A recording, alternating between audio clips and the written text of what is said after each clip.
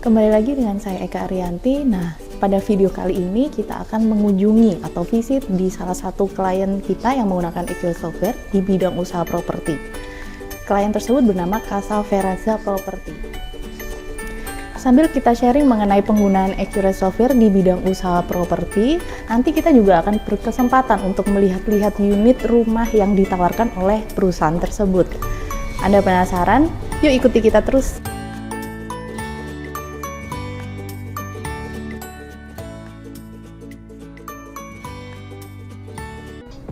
Nah, saat ini kita sudah ada di kantor pemasaran dari Casa Veranda.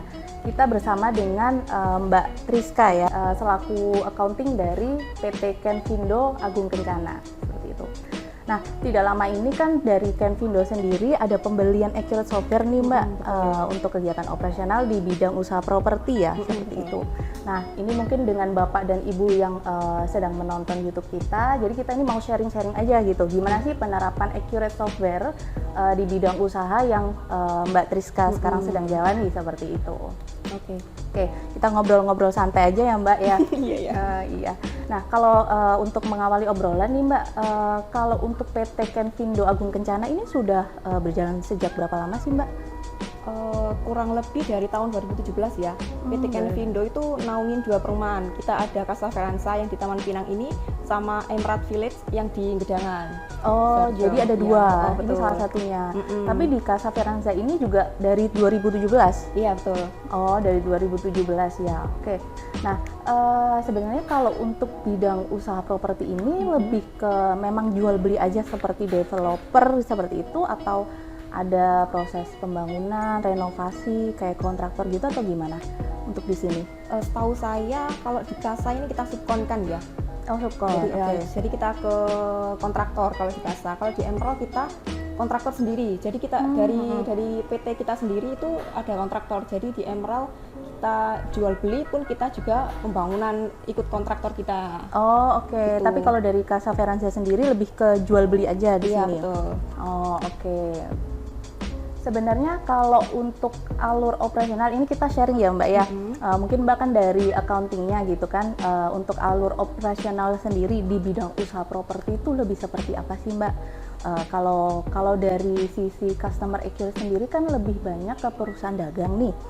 Kalau perusahaan dagang itu biasanya lebih ke penjualan, pembelian, stok, hutang piutang. Itu kita perlu noted banget di situ. Nah, kalau dari properti itu kayak gimana gitu? Sebenarnya sih sama ya, cuman mungkin ada tambahan kita kalau di Emerald kan kita kontraktorkan sendiri, jadi kita lebih material untuk betul. kontraktornya itu berapa, itu kan yang lebih Banyak ke situ ya? beda di situ ya, beda di situnya sih gitu aja. Oh, oke. Jadi lebih banyak kontrol untuk material-material seperti itu ya? Kurang lebih begitu. Kurang ya. lebih seperti untuk itu. penjualan sama, jadi misal untuk penjualan kan kita misal nih ada customer yang mau beli ke kita kan ada sistem UTJ dulu. Oke, uang tanda jadi. Oke, Ya, betul. Kalau di kita uang tanda jadi itu kan kalau misal customer nggak jadi kita kembalikan seutuhnya. Kita nggak ada profit di situ, kita nggak ambil sama sekali uang customer yang batal. Jadi di Curate sempat dulu kan tanya sama konsultannya gini, kalau misal ini batal, unit yang stok kita kan berarti berkurang. Kalau misal ini batal, mestinya kan balik lagi tuh stok itu gitu sih.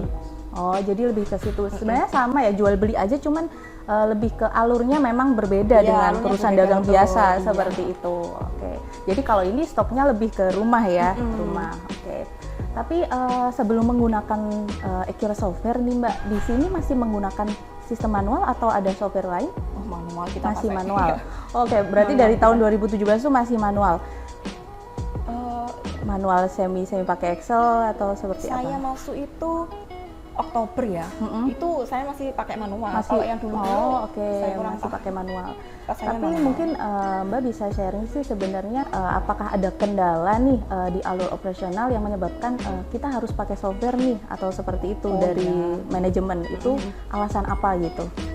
Yang pertama kita itu kalau manual kan kita sulit tuh dapat laporan 1 hari jadi, 1 detik jadi kan susah. Oh, lebih ke laporannya memang. Betul. Terus kontrol untuk materialnya, unit penjualannya, kita kan manual semua, jadi nggak efisien lah. Jadi ada kesulitan di situ ya Betul. selama ini ya. Jadi waktu kerja itu lebih lama gitu ya kalau betul. menggunakan cara manual. Iya. Oke, nah ini kan berarti dari Mbaknya juga sudah menggunakan Accurate Software. Udah berapa bulan Mbak menggunakan Accurate Software-nya? Rasanya dari Mei. Dari Mei ya, ada beberapa bulan ini ya.